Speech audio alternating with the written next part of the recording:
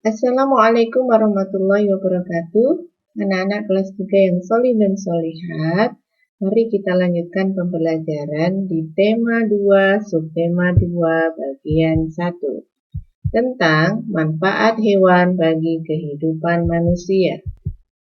Allah menciptakan hewan agar dapat dimanfaatkan oleh manusia. Ada hewan yang dipelihara untuk digunakan tenaganya, ada juga yang diternakkan untuk diambil daging, kulit, telur, susu, dan tulangnya. Ada pula hewan buas yang hidup di alam bebas. Menjadi kewajiban kita semua untuk menjaga dan melestarikan hewan sebagai ungkapan rasa syukur kita kepada Allah Subhanahu wa Ta'ala. Di subtema kali ini, kita akan melanjutkan belajar tentang dongeng. Di pembelajaran sebelumnya, kalian sudah diajak untuk belajar tentang fabel, legenda, hikayat, dan mite. Nah, kali ini kita akan khusus belajar tentang dongeng yang tokohnya berupa hewan, yang disebut dengan fabel. Untuk mendapatkan informasi di dalam dongeng, kita harus membacanya dengan cermat dan memperhatikan beberapa hal. Yang pertama adalah lafal. Lafal yaitu pengucapan kata dengan jelas dan tepat. Teks dongeng tidak dibaca kata demi kata, tetapi bacalah kalimat demi kalimat dengan lancar. Berikutnya intonasi suara, yaitu tinggi dan rendahnya nada suara. Intonasi diatur dengan tujuan supaya bacaan yang kita baca itu menjadi lebih enak didengar. Jika kita menemukan tanda titik, maka kita menggunakan intonasi suara nada yang datar.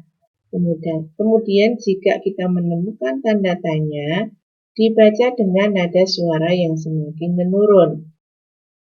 Kemudian jika menemukan tanda seru, maka dibaca dengan nada suara yang semakin naik. Berikutnya adalah tanda baca. Ketika membaca dongeng, kita harus memperhatikan tanda baca, yaitu simbol untuk melengkapi sebuah kalimat, misalnya tanda koma dan tanda titik. Jika menemukan tanda koma, maka berhentilah membaca sebentar saja, kemudian lanjutkan membaca kembali. Jika menemukan tanda titik, berhentilah membaca agak lama, kemudian melanjutkan membaca kalimat berikutnya. Berikutnya kita akan belajar tentang bagaimana menemukan pesan yang terdapat di dalam dongeng. Ketika kita membaca keseluruhan dongeng dengan baik dengan memperhatikan hal yang di atas, maka kita akan dapat menemukan pesan moral atau amanat yang terdapat di dalam dongeng. Pesan tersebut biasanya berisi anjuran agar kita berbuat kebaikan, dan pesan tersebut dapat berupa nasihat, ajakan, ataupun larangan. Mari kita pelajari contoh fabel di dalam buku sekolah halaman 66. Judulnya adalah Kisah Semut dan Merpati. Kita mulai dari paragraf 1. Pada suatu hari, ada seekor semut yang sedang berjalan-jalan mencari makan di pinggir sungai. Seperti biasa, dia berjalan dengan riang dan karena kurang hati-hati, tiba-tiba ia terjatuh ke dalam sungai. Arus sungai menghanyutkannya. Semut itu timbul tenggelam dan kelelahan. Ia berusaha untuk menepi, tetapi tidak berhasil.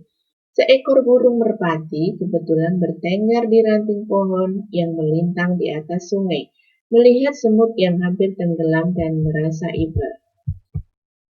Burung merpati ini memetik daun dan menjatuhkannya di dekat semut. Semut merayap naik ke atas daun.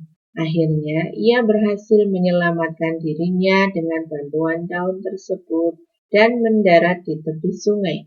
Tidak lama kemudian, sang semut melihat seorang pemburu burung sedang mengendap-endap berusaha mendekati burung merpati yang telah menolongnya tadi. Semut menyadari bahaya yang membayangi merpati yang baik tersebut. Ia segera berlari mendekati pemburu dan menggigit kaki sang pemburu. Pemburu itu kesakitan dan terkejut. Ia mengibaskan ranting yang tadinya akan digunakan untuk menangkap burung. Burung merpati menyadari keberadaan pemburu yang sibuk mengibas-ibaskan ranting. Akhirnya, sang burung pun terbang menyelamatkan dirinya.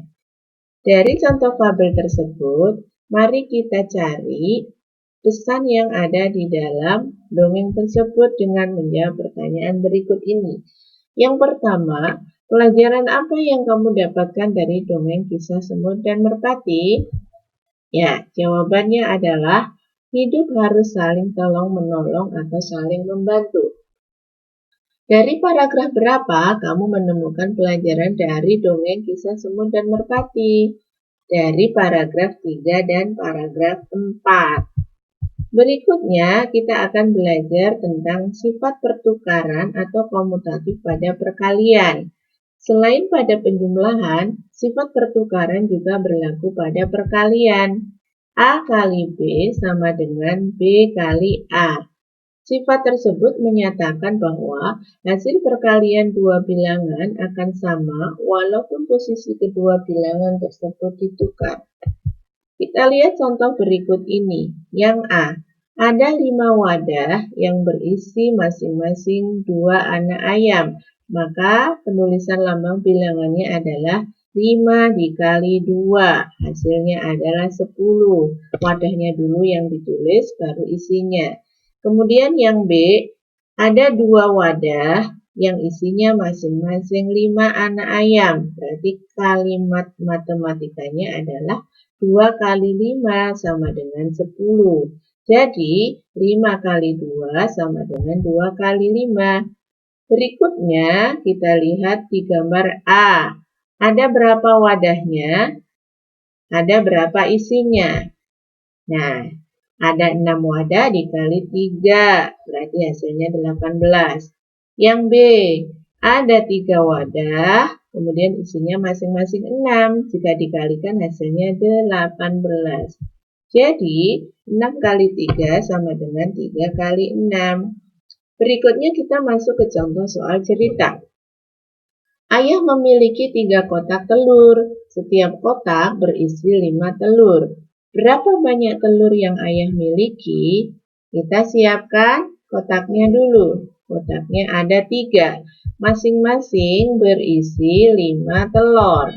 Ya, kita isi masing-masing 5 telur. Baik. Bagaimana bentuk perkaliannya? Wadah kali isi. 3 dikali 5 sama dengan 15. Jadi, banyak telur yang ayah miliki adalah 15 butir. Berikutnya, ayah memindahkan telur-telur tersebut ke dalam 5 kotak yang lebih kecil. Setiap kotak berisi 3 telur. Berapa banyak telur yang ayah miliki? Kita siapkan 5 kotak dulu, masing-masing berisi 3 telur. Bagaimana kalimat perkaliannya? Wadah kali isi. 5 kali 3 sama dengan 15. Jadi banyak telur yang ayah miliki adalah 15 butir. Dari 2 soal di atas, maka kesimpulan yang bisa kita ambil adalah bahwa 3 kali 5 sama dengan 5 kali 3. Demikian yang bisa kita pelajari dalam subtema 2 bagian 1. Semoga bermanfaat buat anak-anak. Selamat belajar. Assalamualaikum warahmatullahi wabarakatuh.